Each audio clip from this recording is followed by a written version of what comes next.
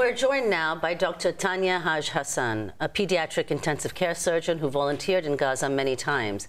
Earlier this week, she spoke at the first ever panel on Palestinian human rights held at a Democratic convention. Uncommitted delegates had asked the DNC to allow Dr. Tanya Haj-Hassan to speak on the main stage, but she's not been invited. Dr. Tanya, welcome back to the show. So if you could just begin by saying, if you'd been given the opportunity to speak on the main stage of the Democratic National Convention, what would you have said? So I think, you know, I'm an American citizen. Every American physician and surgeon that I know that's been to Gaza and returned comes back with the same very urgent message. And in fact, when I was first contacted about potentially coming and speaking, I rang the other American doctors and surgeons that I know to see if any of them would be available to join me here in Chicago. And I got an overwhelming response of yes from everybody, with the exception of one person who couldn't swap out of their shifts.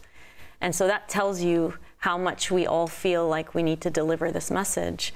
You cannot unsee what you witnessed there. It is so horrific, so egregious. And we know that it's being funded by American bombs, and it's being enabled by American bombs.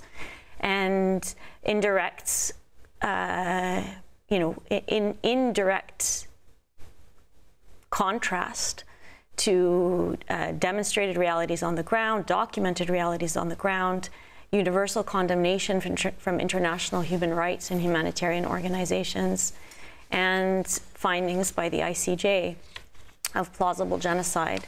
And so I would have liked to get up on the stage and say, look, for the last 10 months, we've witnessed massacre after massacre, massacres of schools where internally displaced people were sheltering, massacres outside of hospitals, massacres of flour massacre, water distribution site massacres, humanitarian distribution site massacres. And we have witnessed as our healthcare worker colleagues have been detained, tortured, killed. We have witnessed as healthcare workers, journalists, and humanitarian workers have been killed at an unprecedented and in record-breaking numbers. And we feel very much, particularly when we know that international journalists are not let inside of Gaza for the last 10 months, we feel like our witness becomes particularly important. You know, I work for an organization called Médecins Sans Frontières, Doctors Without Borders, and one of our core principles is témoignage, the concept of bearing witness. And that was an organization founded by journalists and doctors with the understanding that when atrocities are committed anywhere in the world, it's very important that we bear witness to those atrocities.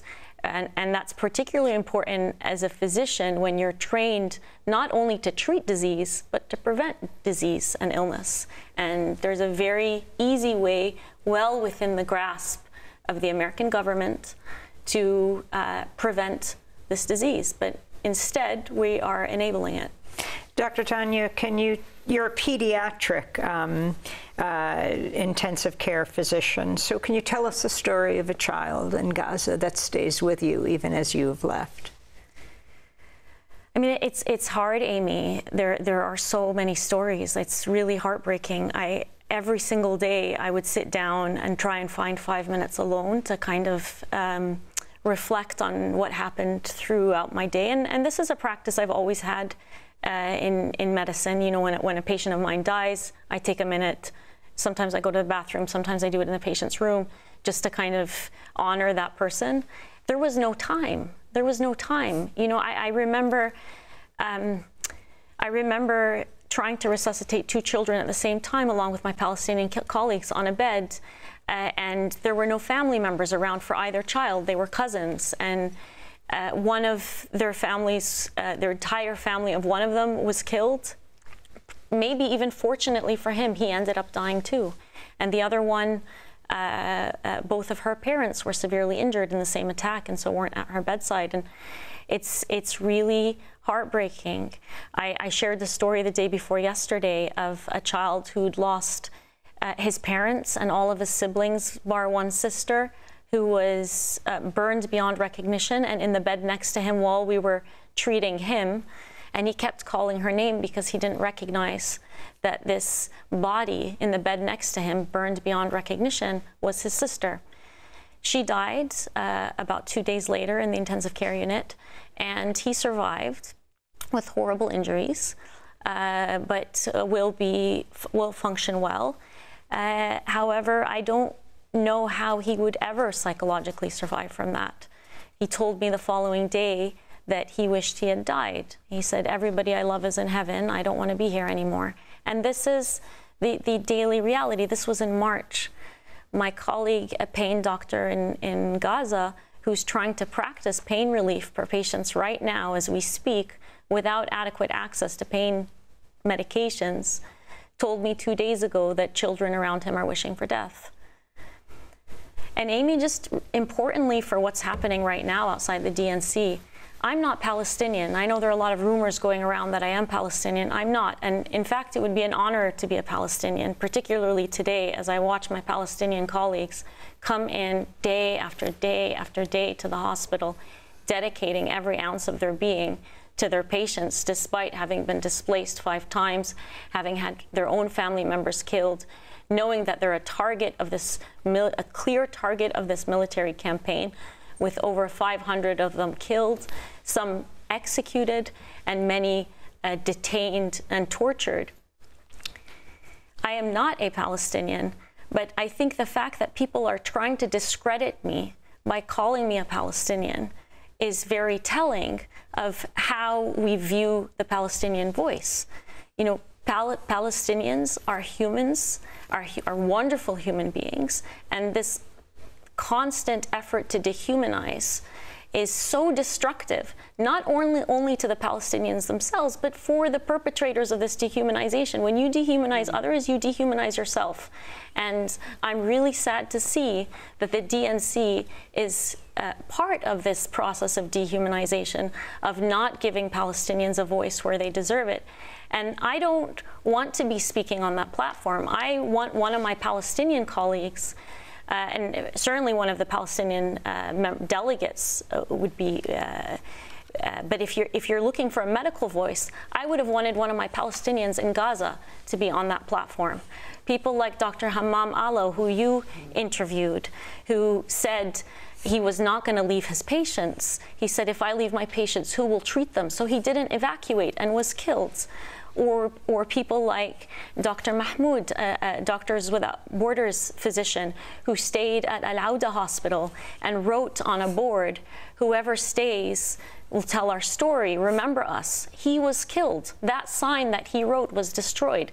This is the reality for healthcare workers in Gaza right now, and they are the ones who should be speaking right now, not me. Very quickly. First case of polio, 10-month-old infant in Gaza, the crisis of a disease that was eradicated decades ago there,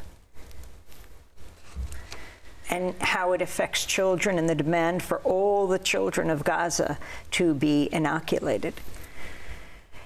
Amy, the resurgence of polio is a symptom. It's a symptom of the bigger disease, and it's very concerning. It's a deadly disease. It causes paralysis.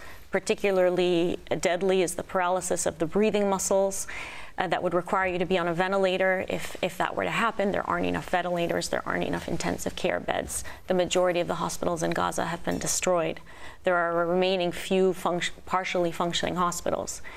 So it would be a death sentence for many people who contract the disease, not to mention the public health disaster of the resurgence of a eradicated, very contagious disease.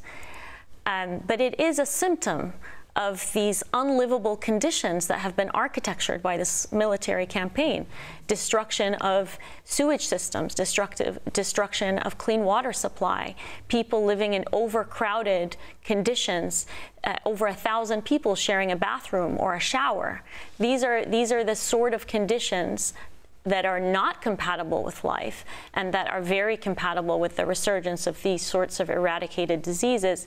We were already seeing measles, hepatitis, other communicable diseases that you see when people are in crowded circumstances, like they are in Gaza right now. Well, we want to thank you for being with us, and for people to hear Dr. Tanya Haj-Hassan's testimony before the first ever Palestinian human rights panel held by the Democratic National Convention. It was a side event of the convention itself.